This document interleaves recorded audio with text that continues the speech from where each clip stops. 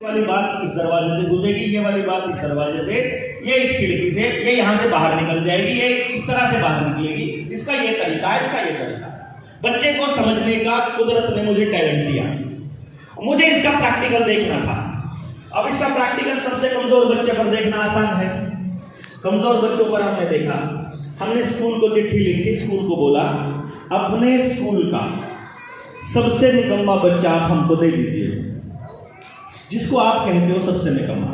मेरी तरफ से वो हीरा है, परमात्मा ने उसको कोई ना कोई टैलेंट देके भेजा है, सिर्फ उसकी पोजीशनिंग करनी है, तो उसका इस्तेमाल देखना है कहां है। तो आप एक काम करिए, मुझे सबसे कमजोर बच्चा दे दीजिए। यदि हम उस पर कुछ काम कर पाए तो अगले बच्चों को हित में हमें पता चलता है। 18-20 बच्चे हमने स्टार्ट किए थे, हमने मीडिया के सामने 20 बच्चे रखे पहले साल कि देखो ये वाले 20 बच्चे हैं। फिर मत कहना कि कोई और बच्चा हमने ला करके आपके सामने रख दिया। 1 साल तक हमने उनके ऊपर काम किया, 18 बच्चों ने सेशन कंप्लीट किया। And you will be surprised and happy to know 18 के 18 बच्चे, तीनों सबसे मुश्किल subject physics, chemistry and maths में स्कोर किया 100 आउट ऑफ 100 और अपने अपने क्लास के बने टॉपर। अब टॉपर बन गए, हम फिर समाज के सामने गए, हमने फिर पूछा कि लो जी, सबसे निकम्मा भी 100 ले सकता है, तो इसका मतलब उससे ऊपर वाले भी सारे 100 ले सकते हैं। अब सारे 100 ले सकते हैं, अब बताओ तुम्हारे पास इन बच्चों के लिए क्या जगह है। हम अगर तुमको ये सिखा दें कि बच्चे को 100 नंबर लेना सिखा दें या उसको 100 दे दें, अब तुम्हारे पास क्या व्यवस्था है इसके लिए, वो बताओ। समाज के पास तो कोई व्यवस्था नहीं है, सिस्टम के पास कोई व्यवस्था नहीं है। ये व्यवस्था कौन बनाएगा? जबकि मैं ये कह रहा हूं कि सब बच्चे पढ़ने के लिए नहीं बने, केवल 15% बच्चा पढ़ने के लिए बना है, 10 से 15। इतनी ही सीट अवेलेबल है आगे। अब चेक करो, जितने बच्चे +2 करते हैं, उस जितना बच्चा पूरा +2 में पास होता है 12वीं में, उसका 15% ही सीट है आगे कॉलेज में। 85% का रहना तय है, कंफर्म, अंडरस्टूड। उसके बाद जितना कॉलेज में एडमिशन है उसका 15% नहीं है आगे एमएससी में, मास्टर्स में इतना स्पेस नहीं है। अगर एक कॉलेज के अंदर 4 सेक्शन 5 सेक्शन अगर ग्रेजुएशन के होते हैं तो एक ही सेक्शन मास्टर्स का होता है, ज्यादा से ज्यादा 2 सेक्शन होते हैं। क्यों नहीं डॉक्टर? ठीक है। अब ये प्रोसेस कंटिन्यूअसली चल, अगर पीएचडी में चले जाओ तो वहां बिल्कुल ही खत्म हो जाती है सीटें। एक प्रोफेसर के पास में 5 या 4 की लिमिट होती है, इससे ज्यादा पीएचडी नहीं करवा सकता वो। और आधे तो करवाते नहीं है, 3-3 4-4 साल लटका के रखते हैं उनको, सिलेंडर डलवाते रहते हैं उनसे। यहाँ उसको पीएचडी करना है कोई, वो तो हमने देखा ना यूनिवर्सिटी के अंदर, हमने देखा है। या तो पढ़ने वाला बच्चा अगर स्टैंड ले ना प्रोफेसर के सामने कि नहीं सर आप गलत बता रहे हो। मेरे साथ हुआ पंजाब यूनिवर्सिटी में पढ़ते हुए, मैंने एक प्रोफेसर साहब को टोक दिया बीच में, मैंने ऐसे हाथ खड़ा करके बोल दिया, मैं कहा जो रास्ता आप बता रहे हो इससे अच्छा, इससे इजी रास्ता मेरे को मालूम है, बताते हो क्या क्वालिफिकेशन आपकी। इससे क्वालिफिकेशन का क्या लेना देना है भाई? तुम जो ये काम सिखा रहे हो, अब पेंटर लगाने वाले की कैलकुलेशन, उससे क्वालिफिकेशन पूछोगे जाके कि पेंटर लगाने में तुमने हमारी ली थी कि तुम क्या किया था। जाके पेंटर लगवाते हो तो वहां तो कुछ नहीं पूछते हो, बात बता रहे हो उस बात को सुनते क्यों नहीं हो तुम? लेकिन नहीं, प्रोफेसर की अथॉरिटी जो है वो चैलेंज हो गई तो अगले ने कह दिया get out of the class. इतना आता बस इनको, इससे ज्यादा कुछ नहीं आता। आप थोड़ा सा हाथ में हाथ डाल के बोल दो, वो बोलेगा बदतमीजी करता है।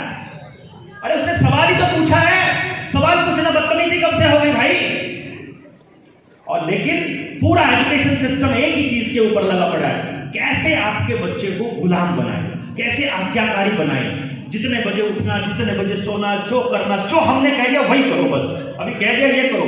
आप माहौल तैयार नहीं करते हो, आप ये बताते नहीं हो कि ये क्यों करना है, आप ये नहीं बताते कैसे करना है, ये नहीं बताते कि इसका अच्छा रास्ता कौन सा है। इसमें चलो हम तुम्हारी मदद करते हैं, खुद बैठे टीवी पे बैठे होते हैं, उसको उधर पढ़ लेना, देखते भी नहीं उसकी तरफ, ऐसे करते हैं जाके पढ़ ले अपने कमरे में। ये माहौल, मैं एक बच्चे जब मैं रिसर्च कर रहा था ना, जब मैं छोटा था तो मैं देखा करता था, उस टाइम पे मैं पूछता था बच्चों से, तो बच्चों की राय लेता था, बच्चों की राय लेता तो बड़े अजीब अजीब जवाब आते।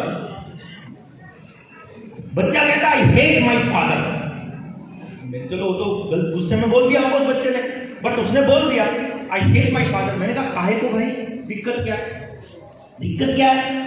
आएंगे, आते ही सोफे पर बैठेंगे, मेरी मम्मा उनके लिए पानी लाएगी, वो बैठ करके ऐसे टेबल के ऊपर पैर रखेंगे जूते निकाल के, और रिमोट निकालेंगे और टीवी चालू कर देंगे। इधर बच्चे को, वो घूम रहा है बच्चा, उसको बोलेंगे इधर हाँ आज टेस्ट में कितने नंबर आए? टीवी चल रहा है उधर, टेस्ट में कितने नंबर आए? टेस्ट में इतने नंबर आए। ये हुआ, क्या हुआ, क्यों पढ़ा, क्यों नहीं पढ़ नहीं सकता, ध्यान नहीं देता, तेरे ये सब छोड़ के आए थे, जितना हमको मिल गया, जितना तेरे को मिलता है इतना हमको मिल जाता तो पता नहीं क्या कर देते। ये वो पढ़ा करो, पढ़े बिना कुछ नहीं होगा, देख लो हमारी तरह धक्के खाओगे। ये इस तरह की डायलॉग बोली। फिर मैं कहा तुम्हें दिक्कत क्या है भाई? अगर तुम्हारे माँ बाप तुम्हारे भले के लिए तुमको ये कह रहे हैं कि पढ़ाई करो और पढ़ने अच्छी बात है, बोले अगर पढ़ाई इतनी बढ़िया की तो उन्होंने क्यों नहीं करी? और अब किसने रोका उनको पढ़ने से? अगर पढ़ना इतना बढ़िया है तो अब तो नहीं पढ़ते, वो आते ही टीवी चला के बैठ जाते। मेरे को क्यों पढ़ना पड़ता है? मेरी माँ मोबाइल पे लगी पड़ी है, मेरा बाप टीवी पे लगा पड़ा है, वो कोई अपनी मर्जी का काम कर रहे हैं, मैं अपनी मर्जी का क्यों नहीं कर सकता? मेरे को पढ़ने के अलावा और कोई काम ही नहीं मेरे पास। घर में छोटा सा घर बना दिया है, कबूतर खानों में रहने लग गए हम, 20-20 मंजिला, और बड़े राज्य में कहते हमने फ्लैट ले लिया, और उनको ये नहीं पता, उनको हवा बेच दी डीलर ने, मतलब अपने गांव की जमीन बेच के हवा में ले लेते हैं, कुछ भी एक 4 दीवारी का फ्लैट कहते हैं उसको। बड़े राज्य में रहते हैं, उनको अपने बच्चे को धूप नहीं दे सकते उस कमरे के अंदर, शुद्ध हवा नहीं मिलेगी इसके अंदर कभी भी, चारों तरफ ची पीती रहता है। कॉलोनी के अंदर कोई खेलने का स्थान नहीं है, एक दूसरे को नंबर से जानते हैं, शर्मा जी 536 वाले, वर्मा जी 332 वाले, कुछ नहीं, मतलब कोई भाईचारा नाम की चीज नहीं है। बीमार पड़ जाओ तो ड्राइवर नहीं मिलता है गाड़ी लेके जाने के लिए, घर में गाड़ी दोनों खड़ी पड़ी है, कोई रिश्ता नहीं, कोई जानकारी नहीं, और सबसे बड़ी बात अपने बच्चे का कोई भविष्य नजर नहीं आ रहा। सबसे कमाल की बात ये कि एक ऐसी दौड़ में दौड़ रहे हैं, सुबह उठ के करेगा क्या? फर्स्ट आना है, जाएगा कहां फर्स्ट आकर के? अरे फर्स्ट आने के बाद भी रहना तो समाज में ही है, फिर तो ब्याह भी जिससे करना है फर्स्ट वाली ढूंढनी पड़ेगी, वो तो इसी समाज की ढूंढनी पड़ेगी। क्या पता वो आखिरी नंबर पे, फर्स्ट आने को आखिरी वाली मिल जाए, फिर कूद बजेगा। अरे ये सामाजिक असमानता में कब तक जिएंगे हम? हमको ये समझना पड़ेगा भाई, इस समाज के अंदर हमको हर तरह के बच्चों की जरूरत है, हर तरह का काम करने वाले लोगों की जरूरत है, हर तरह की जरूरतों को पूरा करने वाले लोगों की जरूरत है, बशर्ते कि हम ये समझे तो सही हमारे बच्चे को क्या काम करके मौज आएगी। मौज, जो मैंने अपने बच्चे को बोला था ना कि बेटा तुझे मौज करनी है, वो बोला मेरे को कैसे पता चलेगा? वो मिठाई वाला एग्जांपल देने के बाद मैंने उसे एक लाइन बोली थी, मैंने कहा देख अभी एक काम कर, देख संघर्ष कर, नहीं समझ में आएगा छोड़ दे, अगला नहीं कहेगा छोड़ दे, अगला नहीं आएगा छोड़ दे। मेरे पास 60-60 साल के आदमी आते हैं अपनी काउंसलिंग करवाने के लिए, और आकर के क्या लाइन बोलते हैं, मैं बोलता हूँ अब क्या दिक्कत है, रिटायरमेंट ले ली, अब तो बोले रिटायरमेंट ले ली, जीपीएफ आ गया, पैसा आ गया, ग्रेजुटी आ गई, उस पैसे से प्रॉपर्टी डीलिंग करी थी, खूब पैसा कमा लिया, बिजनेस कमा लिया, खूब रुपया हो गया, रुपए की कोई दिक्कत नहीं है, पूरा एम्पायर खड़ा है, नौकर चाकर काम करते हैं, पर जिंदगी में आनंद नहीं है, कोई मजा नहीं है। एक 7,000 करोड़ का मालिक आता है, 5,000 करोड़ का था मेरे ख्याल से, आगे बोलता है बेटा 9th क्लास में पढ़ता है, पिस्टल लेके आया कट्टा। मैंने बोला फिर, बोला जेब में सफेद पुड़िया मिली। मैं कहा फिर क्या लिखा है? सुधारो इसको, जो मर्जी ले लो डॉक्टर साहब, जो मर्जी ले लो। देखो क्या ले लो, क्या दे सकते हो, तुम्हारी क्या औकात है, क्या औकात है तुम्हारी? यहाँ गिड़गिड़ा रहे हो ना, 5,000 करोड़ को सिर पे धर करके अपने बच्चे को समझा, देख लो ना, इस पैसे से आप अपनी औलाद खरीद सकते हो क्या? इसका स्वास्थ्य खरीद सकते हो, इसकी नीयत खरीद सकते हो? No, no way at all. और हम बैठ के, फिर मैं और पूनम बैठ के चर्चा करके मान लेते 5,000 करोड़ वाले से तो बढ़िया आप आए, पल्ला उठना और पल्ले, लेकिन उससे तो बेटर है ना, बिकॉज वी आर हैप्पी। नाम नहीं बताऊंगा क्योंकि अगर मैंने कुछ बोल दिया बात मेरी दूर तक जाती है, लोग सुनते हैं।